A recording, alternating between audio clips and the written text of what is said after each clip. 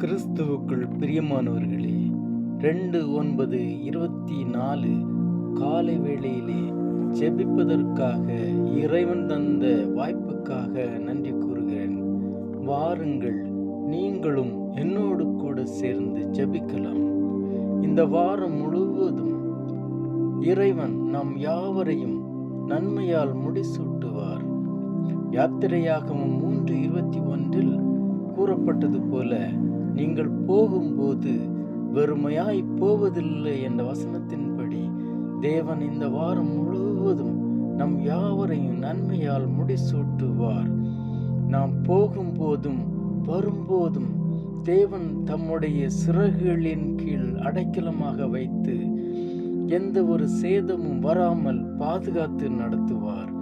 வேலைகளுக்கு செல்லும் பொழுதும் தம்முடைய கிருபையை வேலை ஸ்தலங்களிலே ஆபத்தின்றி மன நிறைவோடு பணி செய்ய இறைவன் அருள் புரிவார்.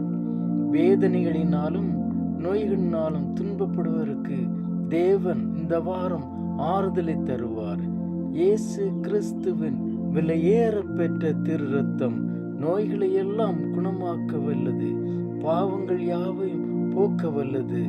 வாழ்க்கையில் ஒளி பிறக்க வழிவாசலை திறந்து தருவார். எழும்பி பிரகாசி, ஒளி வந்தது என்ற வேத வசனத்தின்படி கிறிஸ்துவுக்குள் எழும்பி பிரகாசிக்க தேவன் நமக்கு வழிவாசலை திறந்து தருவார்.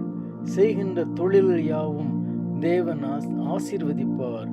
அவரை அண்டிக் கொள்கிற யாவருக்கும், உண்மையாக தேவனை அண்டிக் கொள்கிற யாவருக்கும் அவர் விடுதலை செய்கிற கர்த்தராய் இருக்கிறார். எல்லா தீமைகளுக்கும் விலக்கி காப்பார். இந்த ஜெபத்தை கேட்டு கொண்டிருக்க யாவரும் மகிழ்ச்சி உண்டாக்கும்படி கர்த்தர் இறங்குவார்.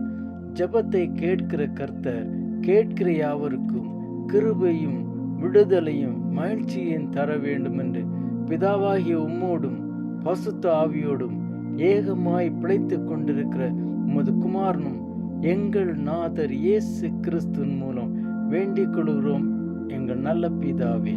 ஆமேன், ஆமேன், ஆமேன். கர்த்தர் இந்த வாரம் முழுவதும் நம் யாவரையும் ஆசீர்வதித்து காப்பாராக.